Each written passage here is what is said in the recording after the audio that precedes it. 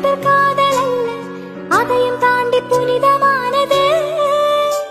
அபிராமியே தாலாட்டும் சாமியே நான் தானே தெரியுமா? சிவகாமியே சிவனில் நீயும் பாதியே உனக்கு புரியுமா? அபிராமி லாலியே லாலி லாலியே சிவகாமி லாலி